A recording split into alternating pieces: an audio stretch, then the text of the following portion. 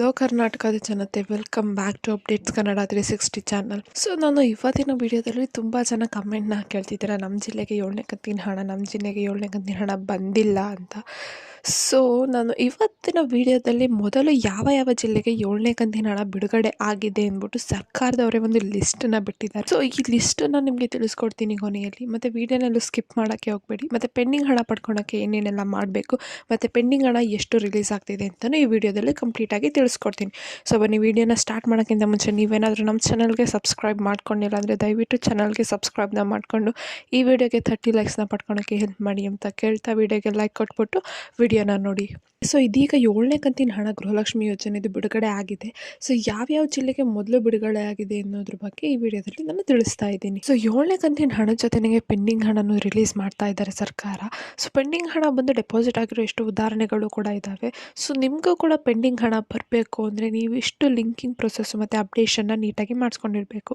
ಈ KYC ಅಪ್ಡೇಷನ್ನು, NPCI mapping, Aadhaar card ಮತ್ತು ration card link ಮತ್ತು ಬ್ಯಾಂಕ್ ಆ್ಯಕ್ಟಿವ್ ಇಷ್ಟನ್ನೆಲ್ಲ ಮಾಡಿಸ್ಕೊಂಡಷ್ಟೇ ಪೆಂಡಿಂಗ್ ಹಣ ಬರುತ್ತೆ. ಒಂದು ವೇಳೆ ನಿಮ್ಮ ಬ್ಯಾಂಕ್ ಖಾತೆಯಲ್ಲಿ ಸಮಸ್ಯೆ ಇತ್ತು ಅಂದರೆ ಪೋಸ್ಟ್ ಆಫೀಸಲ್ಲಿ ಬ್ಯಾಂಕ್ ಅಕೌಂಟ್ನ ಓಪನ್ ಮಾಡೋದು ಬೆಸ್ಟ್ ಸೊಲ್ಯೂಷನ್.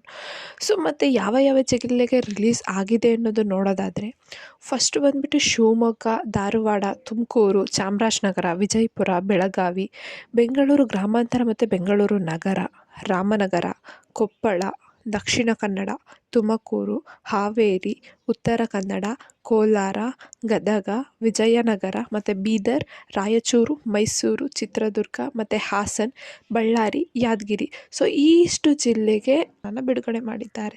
ಸೊ ಬರೀ ಏನು ಸ್ಟಾರ್ಟಿಂಗು ಒಂದಷ್ಟು ಕೆಲವು ಜಿಲ್ಲೆಗಳಿಗೆ ಬಿಡುಗಡೆ ಮಾಡಿದರು. ಸೊ ಬಟ್ ಇವಾಗ ಇಷ್ಟು ಜಿಲ್ಲೆಗಳಿಗೆ ಹಣನ ಬಿಡುಗಡೆ ಮಾಡಿದ್ದಾರೆ ಸರ್ಕಾರದವರು. ಸೊ ಇಷ್ಟು ಜಿಲ್ಲೆಗಳಿಗೆ 7ನೇ ಕಂತಿನ ಹಣ ಬಿಡುಗಡೆ ಆಗಿದೆ. ಮಹಿಳೆಯರು ತಕ್ಷಣ ತಮ್ಮ ಖಾತೆಯನ್ನು ಚೆಕ್ ಮಾಡ್ಕೋಬೋದು. ಉಳಿದ ಜಿಲ್ಲೆಗಳಿಗೂ ಕೂಡ ಹಂತವಾಗಿ ಬಿಡುಗಡೆ ಮಾಡ್ತಾರಂತೆ ಸರ್ಕಾರದವರು. ಸೊ ಎಲ್ಲ ಜಿಲ್ಲೆಗೂ ಮಾರ್ಚ್ 31ರೊಳಗೆ ಎಲ್ಲರ ಖಾತೆಗೆ ಹಣನ ಜಮಾ ಮಾಡೋಕ್ಕೆ ಸರ್ಕಾರದವರು ಟ್ರೈ ಮಾಡ್ತಾರಂತೆ.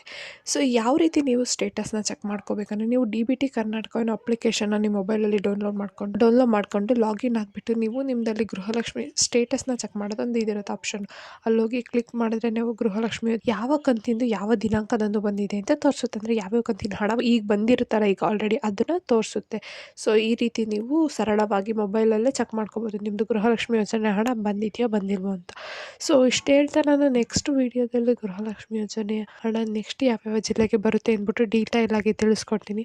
ಸೊ ನಿಮ್ಗೆ ಆ ವಿಡಿಯೋ ಗೊತ್ತಾಗಬೇಕಂದ್ರೆ ಬೆಲ್ಲೈಕನನ್ನು ಪ್ರೆಸ್ ಮಾಡೋದನ್ನ ಮರಿಬೇಡಿ ಅಂತ ಕೇಳ್ತಾ, ಇನ್ನೂ ಚಾನಲ್ಗೆ ಸಬ್ಸ್ಕ್ರೈಬ್ ಮಾಡ್ಕೊಂಡಿಲ್ಲ ಅಂದರೆ ದಯವಿಟ್ಟು ಚಾನಲ್ಗೆ ಸಬ್ಸ್ಕ್ರೈಬ್ನ ಮಾಡ್ಕೊಳ್ಳಿ. ಹಾಗೆ ವಿಡಿಯೋನ ಆದಷ್ಟು ಎಲ್ಲರಿಗೂ ಶೇರ್ ಮಾಡಿ, ವಿಡಿಯೋಗೆ ಲೈಕ್ ಕೊಡಿ. ಏನೇ ಪ್ರಾಬ್ಲಮ್ ಇತ್ತಂದರೆ ಕಮೆಂಟ್ನ ಹಾಕಿ.